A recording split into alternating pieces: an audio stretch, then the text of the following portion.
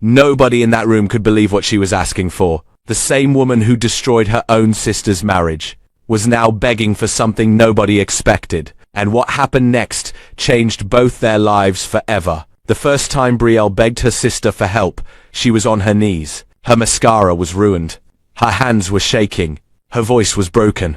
And Vanessa just stood there, cold, silent, still. Because 1 year earlier, Brielle had stood in Vanessa's bedroom wearing one of Vanessa's silk robes, sleeping with Vanessa's husband, and smiling like she had won. Back then, Brielle had no tears, no shame, no fear, only pride. Now she was crying so hard she could barely breathe.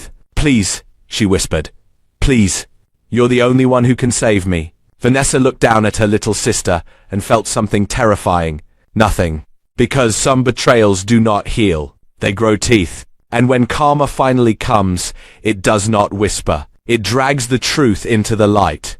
Vanessa Cole had spent her whole life being the good one, the reliable one, the woman who gave too much, forgave too fast, and carried pain so other people did not have to.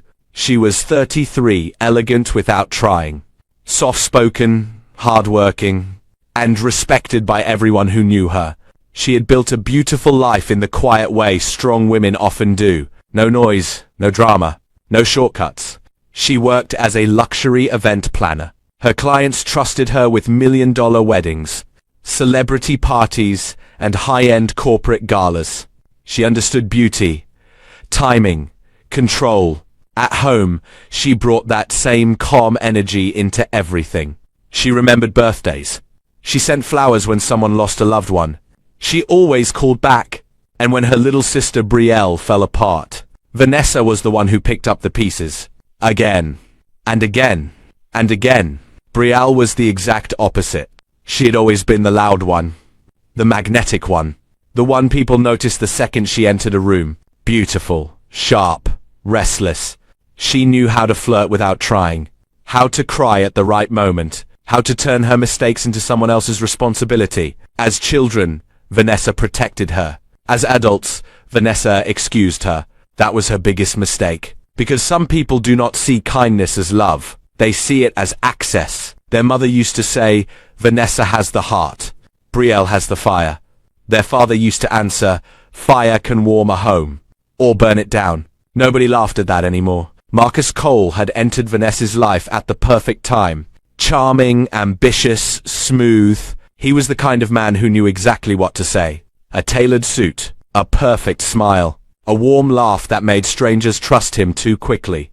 Vanessa met him at a charity gala she was organizing. He told her she looked like peace in human form. Nobody had ever said that to her before. She married him 18 months later. At first, Marcus seemed like the reward life had finally given her for all her sacrifice. He was attentive in public, affectionate in front of family, and polished enough to make everyone think Vanessa had found one of the good ones. But time reveals what charm hides. Marcus loved admiration too much. He loved feeling wanted. He loved winning rooms, winning deals, winning attention, and slowly, Vanessa became less of a wife to him and more of a stable background. Comfort. Routine. Predictability. He never said it that way. Men like Marcus rarely do. They simply start looking for excitement in places they should fear. Then Brielle lost her apartment. Again. She had been dating some wealthy nightclub owner for 6 months, posting pictures from rooftops, spas, and restaurants she could not afford. Then one day the man vanished, the bills arrived, and Brielle called Vanessa crying. "Please, just a few weeks," she said. "I have nowhere else to go." Vanessa did not even hesitate. Marcus said yes too quickly. That should have been the first warning. At first, Brielle acted grateful. She hugged Vanessa too much, called her the best sister in the world, promised she was applying for jobs, promised she would be out soon. But the house changed the moment Brielle moved in. It was subtle, then it was not. She came downstairs in silk shorts and tiny tops, pretending not to notice Marcus noticing. She laughed too hard at his jokes. He started spending more time at home. Vanessa would walk into a room and conversations would stop.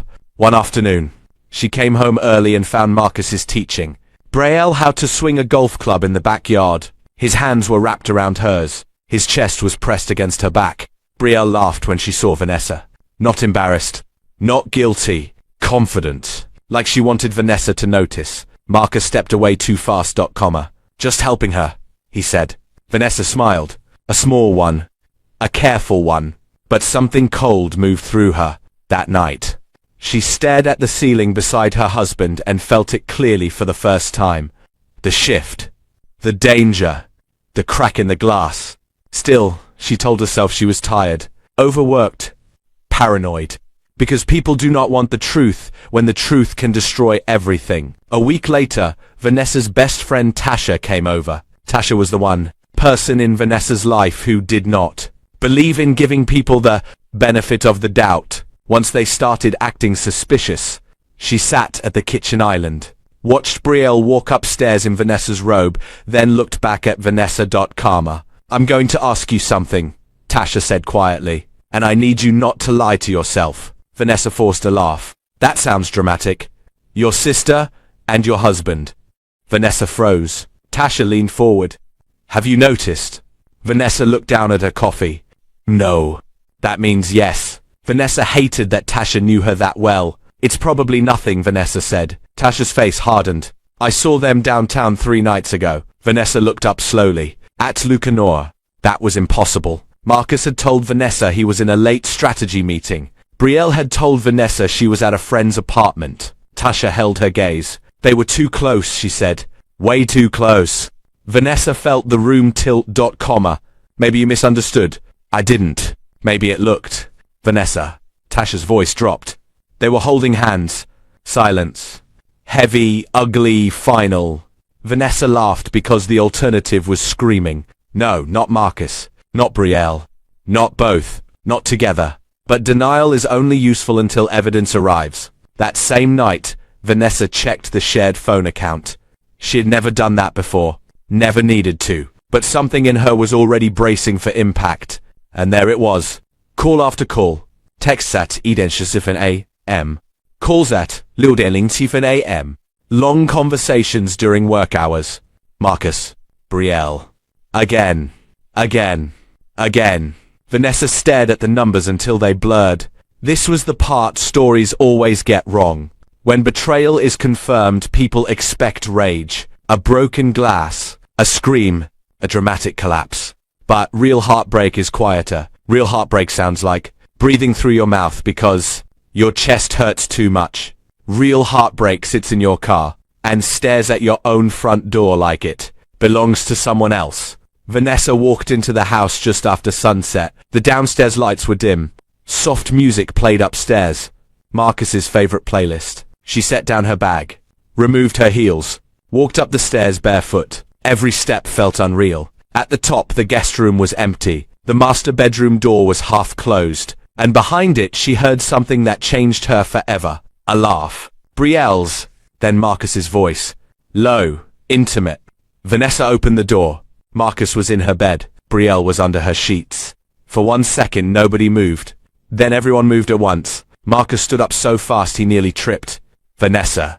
Brielle pulled the blanket to her chest and gasped like she was the victim. Vanessa said nothing. That silence terrified them more than shouting ever could. She looked at Marcus first. Then Brielle. Then the bed. Her bed. The one she had bought. The one she had made that morning. The one she had cried in, prayed in, dreamed in. And now this. Brielle's lips trembled. It's not what it looks like. Vanessa finally spoke.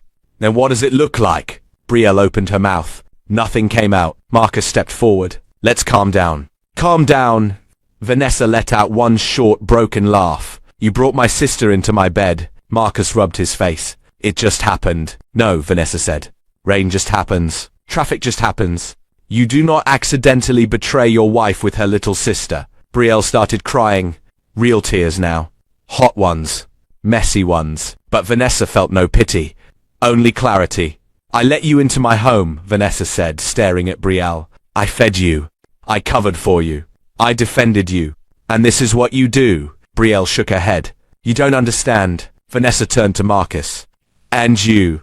You stood in front of my parents and promised to honor me. Marcus's face changed then. The mask slipped. Maybe if you spent less time fixing everyone else, he said coldly, you would have noticed your marriage was already over. The room went dead silent. Even Brielle looked shocked. Vanessa did not cry. That was over.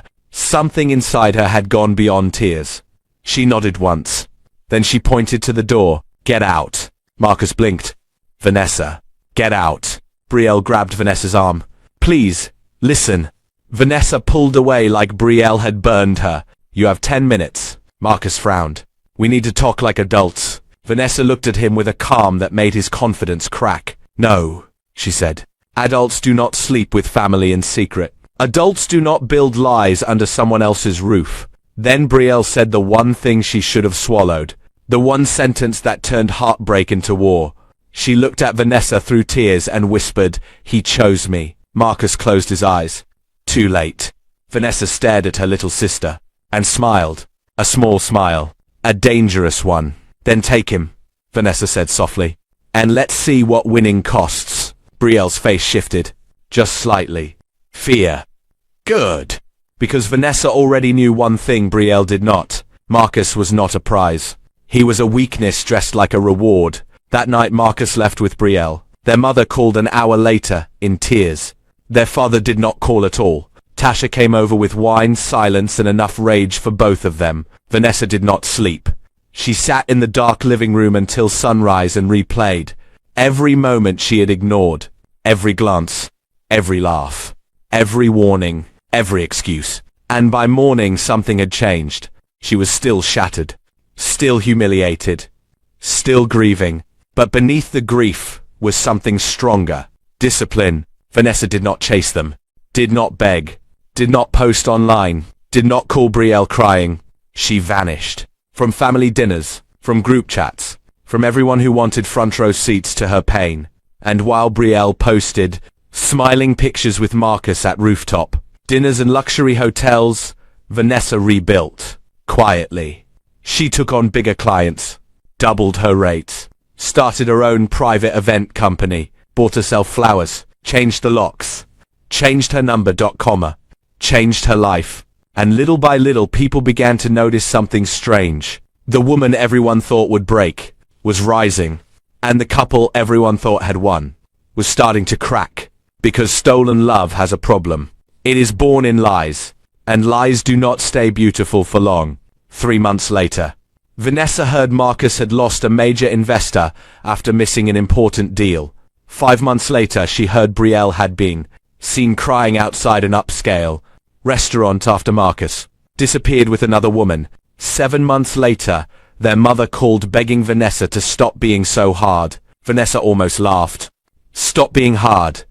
She had not done anything. Karma was doing all the work. But 1 year after the night everything broke. Brielle appeared at Vanessa's door in the middle of a storm. Alone. Soaked. Terrified. And when Vanessa opened the door, Brielle dropped to her knees and begged for something so shocking it made even Vanessa step back. Because she was not begging for money. Not for shelter.com. Not even for forgiveness. She was begging Vanessa to save Marcus's life. And Vanessa had every reason to let him die. By the time Brielle moved in with Marcus, she believed she had won. That was the poison.com. Not just betrayal. Victory. She thought she had beaten her older sister at the one thing that mattered most. Love, desire, attention, power. For years, Brielle had lived in Vanessa's shadow. Though nobody else could see it, Vanessa was respected. Vanessa was trusted. Vanessa was the one people called for real things. Brielle got compliments. Vanessa got loyalty. And deep down, Brielle hated that. She hated that Vanessa could walk into a room in a plain black dress and still feel more important than her. She hated that their parents leaned on Vanessa but worried about Brielle. She hated that Marcus had looked at Vanessa with admiration before he ever looked at Brielle with hunger. So when Marcus started noticing her, Brielle did not stop it. She fed it. She tested it. She enjoyed it. It began with harmless little things. A hand on his arm.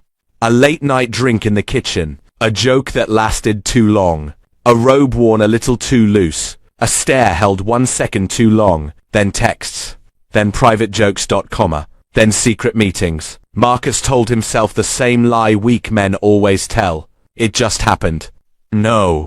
It was built. Brick by brick. Choice by choice. Lie by lie. and Brielle loved every second of it. At first, moving into Marcus's downtown penthouse felt like entering the life she always believed she deserved. The glass walls, the skyline view, the designer furniture, the endless attention. Marcus took her to expensive dinners, bought her handbags she posted online, and told her she looked better on his arm than Vanessa ever had. Brielle ate up every word. Her social media turned into a full-time performance. Champagne photos, luxury captions, smiling selfies. She never mentioned Vanessa by name, but people knew. Everyone knew. Family members whispered. Old friends chose sides. Their mother cried in private and begged both daughters to heal. Their father refused to speak to Brielle at all. Still Brielle smiled. Because she had Marcus. Because she had the lifestyle. Because she had proof that for once, she had taken something from Vanessa and kept it. Then the shine started to fade. It happened slowly. That is how karma works best. Not like lightning, like rot. Marcus stopped being playful once the chase was over. He stopped complimenting her every day. He worked later, drank more, snapped faster.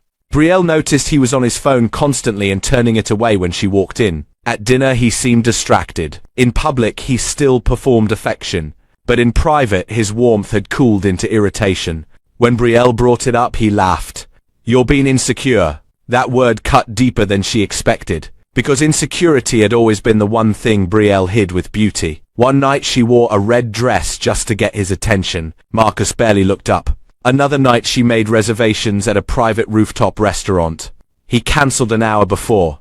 Another night she asked if he loved her. He said, "Why do you need to hear it all the time?" That was when fear first entered the room. The same fear Vanessa had probably felt. The same one Brielle had ignored. Still, Brielle told herself it was temporary. Stress. Business pressure. Adjustment. Then she found the messages. Marcus had fallen asleep on the couch with his phone unlocked in his hand. Brielle had not meant to look. That was the lie she told herself. She looked immediately. There were 3 women.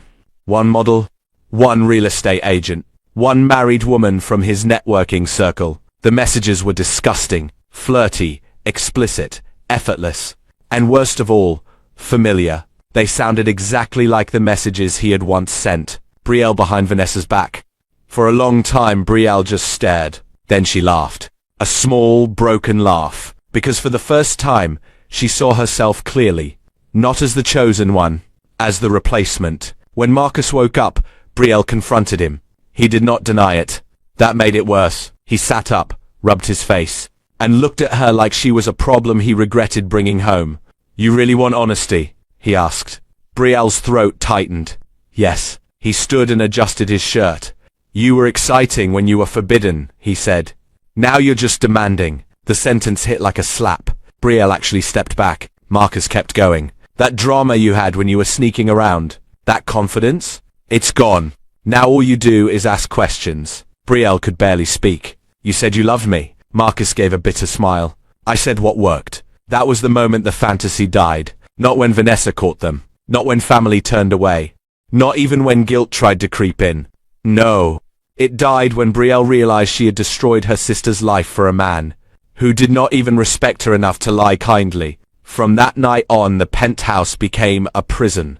They fought over everything. Money, attention, trust, space. Marcus disappeared for nights at a time. When Brielle cried, he mocked her. When she accused him, he called her dramatic. When she threatened to leave, he told her she had nowhere to go. And the cruelest part? He was right. Because Brielle had burned every bridge behind her. Her father would not answer. Her mother still loved her, but never trusted her again. Most of her friends had only ever been party friends. Temporary friends. Luxury friends. And Vanessa? Vanessa had disappeared into a better life. That part ate Brielle alive. Every few weeks someone would mention Vanessa. "She looks incredible. Her company is exploding. She just landed a celebrity wedding account. I heard she bought a new house." Brielle pretended not to care. But jealousy is louder when you are losing. Then came the real crack. Marcus's business was in trouble. He had hidden it for months, pretending everything was fine while cash flow collapsed around him. A risky expansion failed. A partner pulled out. A quiet lawsuit surfaced. Investors started asking questions. The man who loved looking successful was suddenly desperate to remain successful. and desperate men become dangerous. He started drinking before noon. Started yelling over nothing. Started smashing things. The first time he punched a wall, Brielle flinched so hard she dropped her glass. Marcus turned, saw her fear, and smiled in the ugliest way. "What?" he asked. "You thought betrayal only hurt your sister?" Brielle stopped sleeping after that. She checked locks. She kept her phone charged. She wore makeup to hide the stress. Online, she still posted old pictures so people would think everything was perfect. But in real life, she was unraveling. One evening, their mother called. Brielle almost let it ring out. Almost. But loneliness won. "Mum." Her mother's voice was cautious. "How are you?" Brielle nearly lied. Then she heard herself say, "Not good." Silence. Then the sound of a mother swallowing pain. "Is he hurting you?" Brielle shut her eyes. "Not like that." "Then how?" Brielle did not answer. "Because how do you explain emotional ruin to the woman who warned you not to become it?" Their mother cried quietly. Then she said the words Brielle had feared most. "You need to apologize to Vanessa." Brielle's whole body tightened. "No. You destroyed her." "I know." "Then start there." But shame is strange. It does not always make people humble. Sometimes it makes them stubborn. Brielle was not ready to face Vanessa. Not yet. Not until life forced her. And life was about to do exactly that. Because 2 weeks later, Marcus collapsed in his office. At first, everyone thought it was stress. Then tests were run. Then more tests. Then the doctor sat down and said a word that turned the room to ice. Kidney failure. Marcus had a rare condition. Fast-moving, advanced. He needed immediate long-term treatment and, most likely, a transplant. For the first time in years, Marcus looked truly afraid. The confident smile was gone. The polished voice was gone. All that remained was a man confronting the end of his own body. Brielle should have felt satisfaction. Instead, she felt panic. Because when the doctor began discussing donor compatibility and emergency options, another truth came out. Marcus had no close family match. No reliable backup. No one willing to step in quickly, except maybe one person. Someone whose medical file years earlier had shown a highly unusual compatibility marker. Vanessa, the sister whose husband he stole, the woman whose life they ruined, the woman Brielle had laughed at. Brielle sat there in stunned silence as the world closed in around her. The doctor kept talking. Statistics, urgency, timelines. But Brielle only heard one thing. Vanessa. That was the unthinkable thing she would eventually beg for. Not money, not shelter, not love. A chance for Marcus to keep breathing. And if Vanessa said no, Marcus could die. For the first time in her life, Brielle understood the full shape of karma. It was not just pain. It was needing mercy from the person you had shown none. Brielle waited 3 days before going to Vanessa. 3 days of fear. 3 days of hospital corridors, whispered conversations, paperwork, and the unbearable sound of Marcus pretending to be strong. He was weaker now, palest, quieter, smaller. Illness had stripped him of his performance, but not his selfishness. Because even from a hospital bed, Marcus refused to say Vanessa's name. When the doctor mentioned a possible donor history and asked whether he had any close personal connections left, Marcus turned away. Brielle understood why. He was ashamed. No, not ashamed enough. He was cornered, and cornered pride still refuses to kneel. So Brielle had to be the one to do it. She stood outside Vanessa's house in the rain with trembling hands and a heart pounding, so hard it made her sick. The house itself was stunning, elegant, warm, expensive without being loud. Vanessa's kind of luxury. Built, not borrowed. Earned, not displayed. Brielle almost turned around. Almost. But then she thought of Marcus in that hospital room. Thought of machines, deadlines, test results, doctors, and death. And she knocked. Vanessa opened the door wearing a cream sweater and dark silk pants, looking calm, composed, and devastatingly beautiful. Healing had made her radiant. Pain had refined her. For a second, Brielle forgot how to speak. Vanessa's eyes moved over her face, her wet hair, her shaking hands. No surprise. Just recognition. Then Brielle dropped to her knees. Please. Vanessa's expression did not change. Get up. Brielle shook her head and cried harder. Please, Vanessa. Please. I know I don't deserve to ask you for anything. I know what I did. I know what he did. I know I ruined everything, but please." Vanessa's voice was ice. "What do you want?" Brielle looked up, broken and exposed. "It's Marcus." A flicker. Tiny. Gone in a second. Vanessa crossed her arms. "What about him?" Brielle's lips trembled. "He's sick." Vanessa said nothing. "He needs help," Brielle whispered. "Real help." Vanessa stared down at her in silence, so intense it felt like judgment made physical. Then she stepped aside. "Come inside.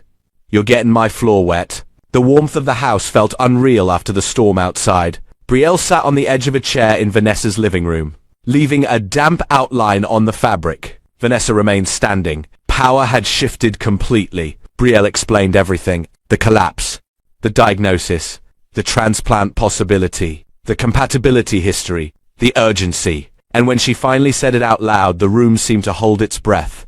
"The doctors think you may be the only viable match." Silence. Vanessa's face became unreadable. Brielle began sobbing again. "I know how insane this sounds. I know I have no right to ask. But if you don't do this, he may die." Vanessa sat down slowly across from her. For several seconds she simply looked at Brielle. Then she asked very quietly, "And why should I care?" Brielle's breath caught. Because there it was. The truth. Clean. Sharp. Unavoidable. Why should she? Why should the woman they betrayed now save the man who betrayed her? Why should mercy come from the person they had shown none? Brielle opened her mouth. No answer came. Vanessa leaned back. "That's what I thought." Brielle shook her head desperately. "He's still a human being." Vanessa's eyes hardened. "He was still a human being when he destroyed me." Brielle flinched. Vanessa continued, her voice calm but brutal. "You want me to risk my body, my health, my life, for the man who slept in my bed with my sister? Is that what you came here to ask?" "Yes," Brielle whispered, then burst into tears.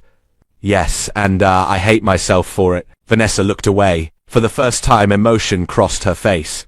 Not pity, memory, pain. She stood and walked to the window. Rain slid down the glass in silver lines. "You know what the worst part was?" Vanessa said without turning around. Brielle said nothing. "It wasn't losing him." Her voice remained controlled, but the ache beneath it was deep. "It wasn't even losing you. It was realizing I had loved too. People who could watch me bleed and still think about themselves." Brielle covered her mouth. Vanessa turned back. "And now here you are, thinking about yourselves again." That sentence shattered what little strength Brielle had left. She slid from the chair back to her knees. I know. I know."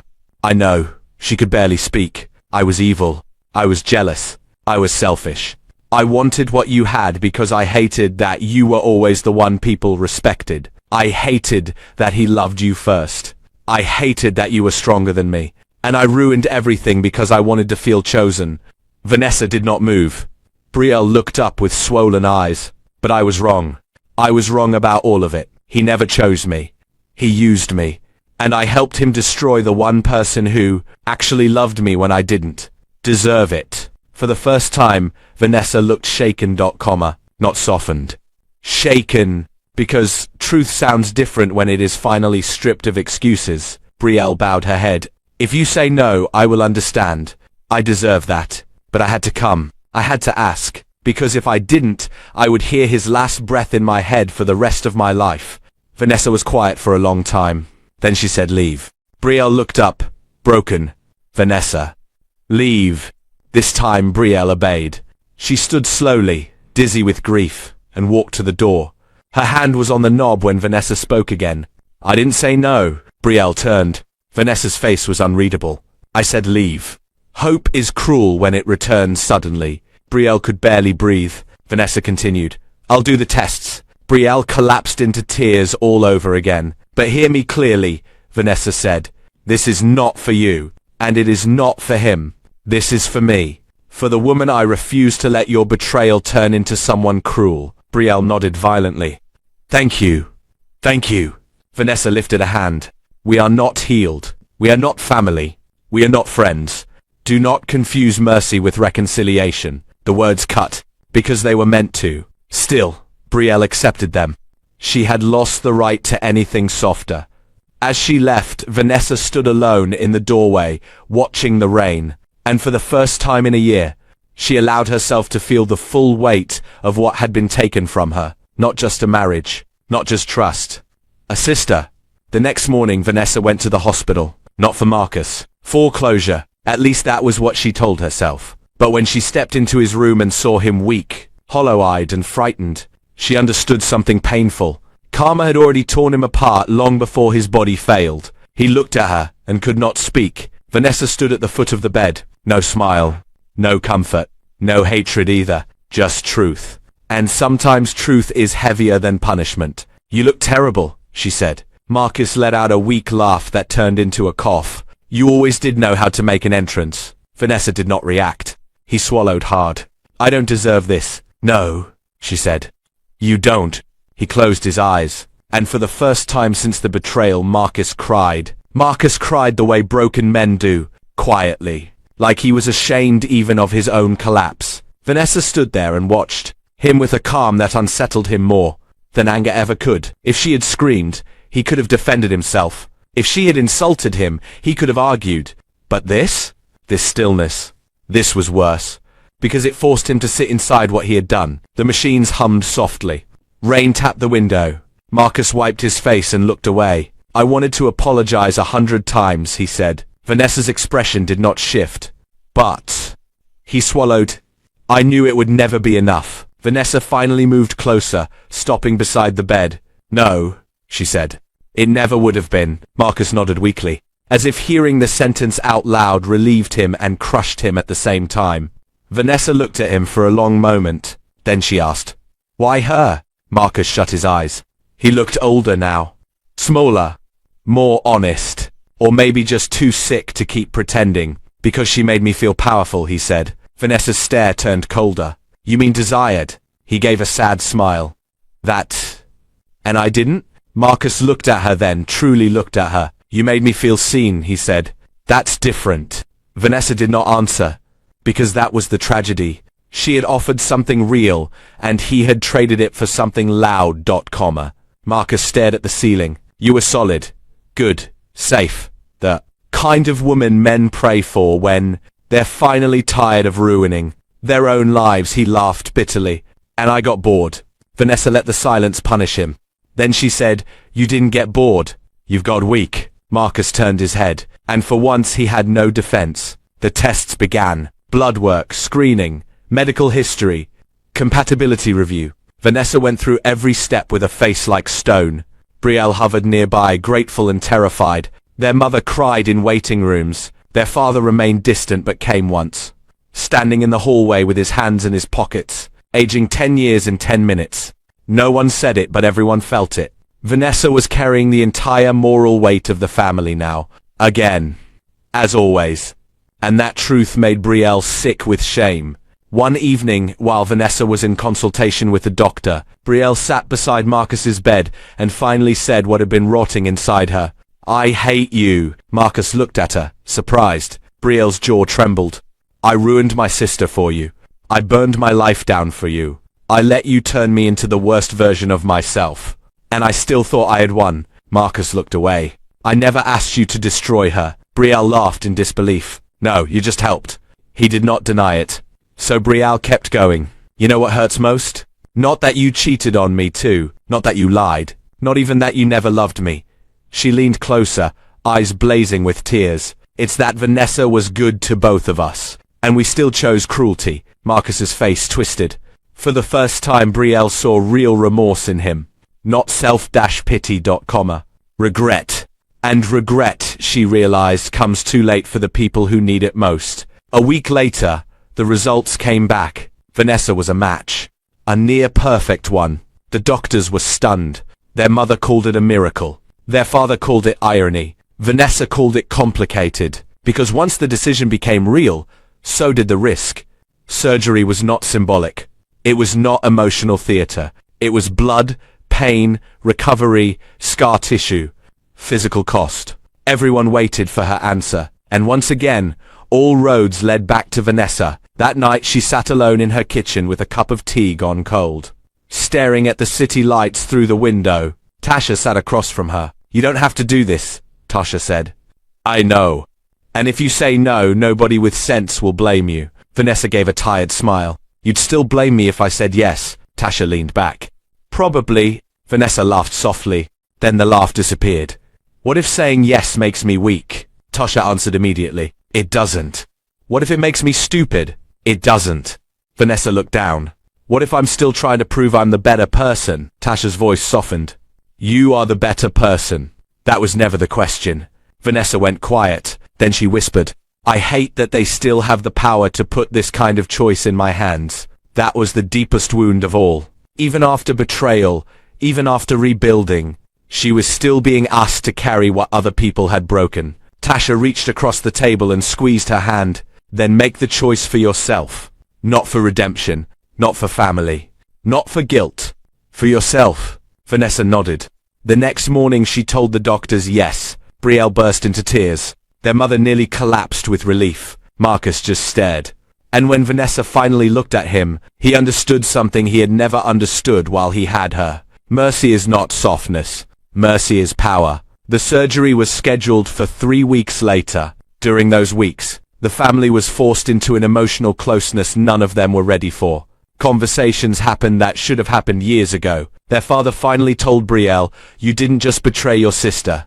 You betrayed your own reflection. Because one day you were going to need to respect yourself. And now you don't know how. Their mother admitted she had always protected Brielle from consequences and, in doing so, helped create this disaster. Brielle listened. Did not argue. Did not defend herself. Pain had burned arrogance out of her. And Vanessa? She remained gracious but distant. Polite but unreachable. That was the true punishment. Not yelling. Not revenge. Distance. Because forgiveness may open a door, but trust is a whole house. And theirs had burned to the ground. The night before surgery, Marcus asked to speak to Vanessa alone. She agreed. Not because he deserved it. Because endings deserve witnesses. He sat up carefully in bed, pale and exhausted. Vanessa stood near the window. For a while, neither of them spoke.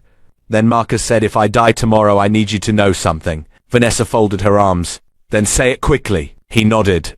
I did love you. Vanessa's face did not change. But I was too selfish to stay worthy of it, he continued. You were the best thing I had. And instead of protecting that, I chased what made me feel alive for a moment. Vanessa looked at him steadily. That's the thing about men like you, she said. You mistake temptation for truth. Marcus lowered his eyes. She continued. Brielle was never the reason you betrayed me. She was just the opportunity. That landed hard because it was true. Marcus looked broken. Will you ever forgive me? Vanessa answered without hesitation. One day, maybe. But not because you asked. Then she turned and left him there with the echo of his own choices. The surgery was successful. Marcus survived. Vanessa survived. The family called it grace. The doctors called it skill. Vanessa called it finished. Recovery was painful. Slow. Exhausting. For weeks, Vanessa moved carefully through her own house, protecting the wound beneath her clothes, living with the quiet ache of sacrifice. Marcus recovered too, though faster than anyone thought he deserved. Brielle stayed with their mother during that time. She did not post online, did not wear designer clothes, did not chase attention. For the first time in her adult life, she lived quietly, and in that silence, she changed. Not overnight, not perfectly, but truly. She got a real job at a community legal aid office, answering phones and organizing files. She sold the handbags Marcus had bought her and used the money to help pay old debts. She started therapy. She stopped lying. Most importantly, she stopped demanding to be forgiven. That was new. 3 months after the surgery, Brielle asked Vanessa to meet her at a small cafe. Vanessa almost said no, then she said yes. Not out of hope, out of curiosity. Brielle looked different when she walked in. Still beautiful, but stripped of performance. No flashy clothes, no heavy makeup, no practiced confidence, just honesty. They sat in silence for a moment. Then Brielle pushed a folded envelope across the table. What is this? Vanessa asked. A letter, Brielle said. Everything I should have said a year ago. Vanessa did not open it yet. Brielle's voice shook. I'm not here to ask you to forgive me. Good, Vanessa thought. I'm here because I finally understand what I did. Vanessa stayed quiet. Brielle took a breath. I thought stealing him meant I had won. But all I really did was prove that I was willing to destroy the one person who had never abandoned me. Tears filled her eyes, but she kept going. And when I came to your door that night, begging you to save him, that was not the unthinkable thing. Vanessa frowned slightly. Brielle gave a sad smile. The unthinkable thing was that you said yes. Silence. Brielle's eyes brimmed. I would not have said yes for you back then. That's the truth. I was too selfish, too bitter, too broken. And that is something I will carry forever. Vanessa finally looked at her fully. For the first time she believed her. Because true remorse does not defend itself. It confesses. Brielle wiped her face. I used to think being chosen by a man made me valuable. Now I know character is what makes someone worthy. And I had none when it mattered most. Vanessa exhaled slowly. The cafe around them blurred into background noise. There it was. The thing she had waited a year to hear. Not excuses. Not tears. Truth. Brielle whispered. I know I may never get my sister back. But I needed you to know I see you now. I see what I destroyed. Vanessa looked down at the letter, then back at Brielle. You did destroy something. Brielle nodded. I know. But not everything. Brielle froze. Hope flashed across her face, fragile and terrified. Vanessa was careful. Measured. This doesn't mean things go back to normal. I know. It doesn't mean I trust you. I know. It doesn't even mean I'm ready to call this healing. Brielle nodded again, crying openly now. Vanessa leaned back. But it means the door is not locked. Brielle covered her mouth and sobbed. Across the city, Marcus was beginning a new life too. But alone. Vanessa never went back to him. Not for gratitude. Not for history. Not for guilt. She filed for divorce, finalized it quietly, and walked away with her dignity intact. Marcus tried once, months later, to ask if there was any chance. Vanessa looked at him and said, I saved your life. Don't confuse that with wanting you in mine. That was the last real conversation they ever had. As for Brielle, she learned the hardest lesson of all. Karma is not always losing money, or status, or beauty. Sometimes karma's being forced to become honest after your lies have already ruined everything. Sometimes karma is surviving long enough to understand the pain you caused. And sometimes karma is kneeling before the person you betrayed and finding mercy there anyway. 1 year after the betrayal, Vanessa hosted the largest event of her career, a major charity gala with cameras, investors, celebrities, and city leaders filling the ballroom. She moved through the night like a woman reborn, composed, elegant, untouchable. Tasha stood beside her near the stage and smiled. You know what the best revenge was? Vanessa lifted a brow. You never became them. Vanessa looked out over the glittering room, at the lights, at the flowers, at the life she had rebuilt with her own hands. Then she noticed someone standing quietly near the back entrance. Brielle. Not dressed for attention, not demanding to be seen, just watching with proud, tearful eyes. Vanessa held her gaze, and after a long moment, she gave the smallest nod. Brielle's face crumpled with emotion. It was not forgiveness, not fully, but it was more than nothing. And sometimes, after betrayal, more than nothing is a miracle. Later that night, Vanessa finally opened Brielle's letter. Inside was one sentence written by hand. You were the only person I betrayed who still showed me what love looks like. Vanessa read it twice, then folded it carefully and placed it in a drawer, not because the pain was